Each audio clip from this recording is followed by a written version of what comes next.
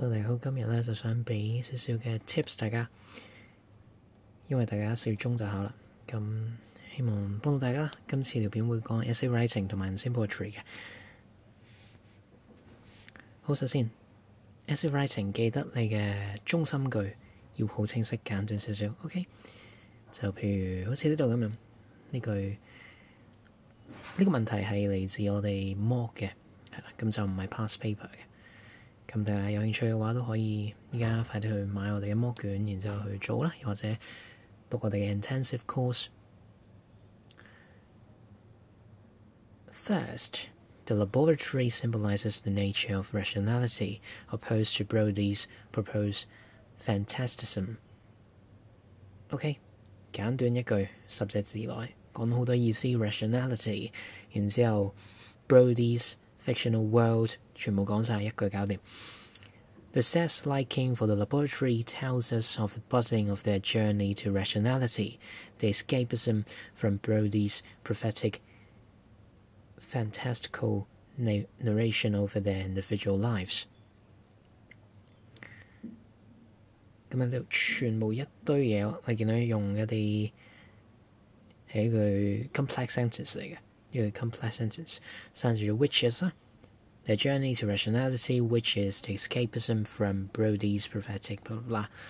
OK， 盡量簡而精。Students do experiments there, whose results not even Miss Lockhart knows of. Such causalization and an unforeseeable nature are the set's desired things to explore, which Brody straightly wipes out in their learning。搞掂一句，總結翻。提綱挈領 ，OK，causalization、unforeseeable nature 呢全部咧都未喺 Brody 教學入邊出現過嘅。OK，beauty comes first 噶嘛 ，OK 唔係 science 唔係 safety。好，下一個係 extract 嘅題目啊。咁呢個係嚟自 DSE 2024嘅一個 past paper 嘅一個叫做 remark 係啦，考評局嘅 remark。咁佢話咧。Solely tackling the content of the extract was not the best way to address the question。即係咩意思咧？即係簡單嚟講咧，就係你要分析個 extract， 然之後再論翻落去其他少數嘅部分。咁我呢個好簡單好快做個例子，大家一聽就明噶啦。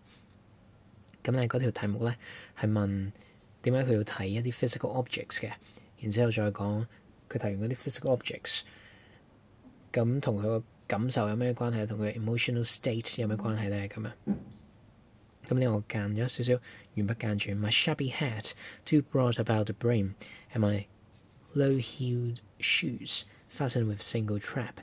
呢度全部呢啲嘢咧唔啱身嘅衫啊，都係去到講咧 heroine 女主角係 socially awkward。或者喺 Rebecca 入邊本書，佢用 gaucherie 呢個字啦。然後呢一堆嘢係講咩 emotional state 啊？就係佢覺得自己唔 deserve。She doesn't think that she truly deserves Maxim's attention。OK，chapter 4啫，未去到 Maxim's love 嘅，但 Maxim's attention 呢度要講少少。OK， 咁樣論翻埋一齊，整翻篇文係啦，咁就寫得好好噶啦。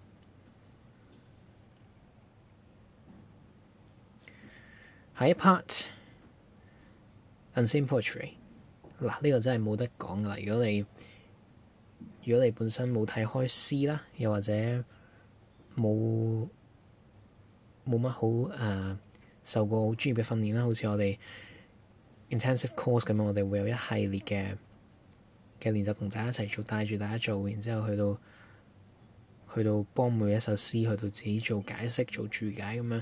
如果冇呢個經驗嘅話咧，基本上你一 part 咧係唔使嘥太多時間去做嘅，因為都未必做得到嘅，係啦。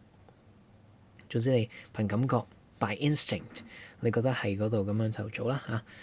但係咧有一樣嘅 technique 咧可以教到大家咧，就係 ambiguity。之前我都講過好多次噶啦。你精通咗呢個 concept 咧，你就已經可以睇晒識晒所有unseen poems 噶啦。咁但係當然呢一個 skills 係係要你練啦。咁所以點解我哋 intensive course 會有一個 section 8個鐘係專講 ambiguity 同埋 unseen poetry 點樣睇 unseen poetry。但係如果你冇報開集或者冇去買我哋嘅筆記，冇上我哋 course 嘅話都唔緊要。而家即刻教你一招 ambiguity， 就係講咧成首詩咧佢會產生矛盾 conflicts， 但係佢到最後嗰一 part 咧，全部 conflicts 一定係will be resolved， 即係解咧成首詩係會到達一個 unity 嘅狀態 unifying state， 全部嘢變翻做一嚿嘢。講得好虛啊嘛，係咪？咁我而家做個示範啦。The vacuum 題目叫做 vacuum 詩題 vacuum 吸塵機。咁之後佢 stanza 1咧就喺度話 Its back limp as a stopped lung, its mouth grinning into the floor, maybe at my sovereignly life, my dog, that youth。咁呢度有少少懸念咧，有啲 suspense， 唔知佢講乜嘅，都仲係點解佢話個吸塵機唔喺度吸塵，好似停咗肺咁樣咧？點解佢對住你一笑咧？佢係咪笑緊我一個好頹廢嘅人生咧？咁啊 ，Stanza 2佢就講啦，我已經經常咁樣做好耐㗎啦 ，I've lived this way long enough。之後佢就講啦。My old woman died, her soul went into the vacuum cleaner. I can't bear to see the back. I can't bear to see the back swell like a belly。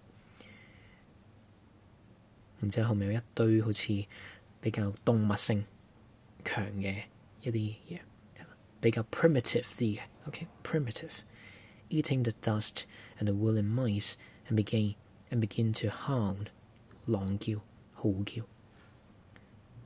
即係最尾啦，佢就話：我咧知道生命係有如塵土咁低賤 ，Life is cheap as dirt, and still the hungry, angry heart hangs on and hounds, biting at air.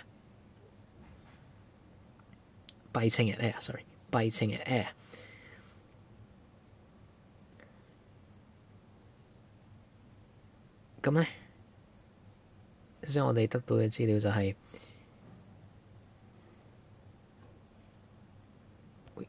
我哋得到嘅資料咧就係、個吸塵機係個 old women 嚟嘅。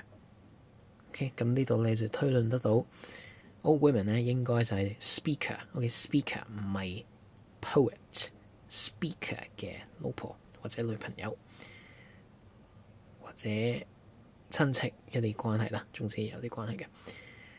然之後你要留意嘅咧就係佢俾好多 biological features 個 vacuum cleaner 嘅，好多生物特徵 vacuum cleaner stopped lung belly hungry OK。咁佢俾咁多呢啲 biological features 個 vacuum 就係因為佢想個 vacuum 真係變成個 old women 咁樣，因為佢好想 old women 翻返嚟。old women 死咗啦已經。My old woman died, her soul went into that vacuum cleaner。咁最難就係一句喺我哋份 mock 入邊咧，有條問題咧就係話叫你 explain life is cheap as dirt 呢一句。咁通常咧到呢步咧，應該大家拎到2-3分就已經盡㗎啦。咁 life is cheap as dirt 咧，你要理解成咧，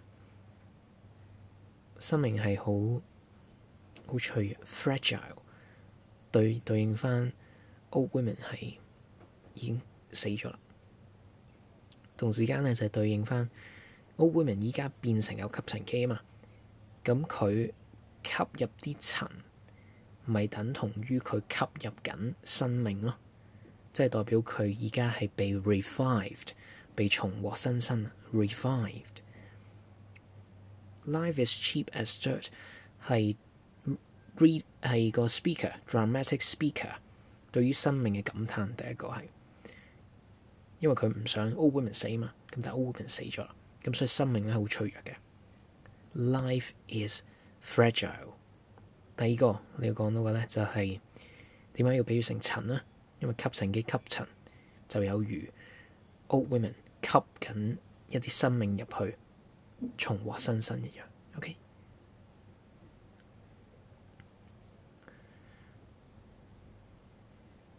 好 OK， 係咁啦，係咁多啦今日。咁大家加油啦！仲有興趣 join 我哋嘅 intensive course 嘅話，就可以 DM 我哋啦。咁我哋下次再見。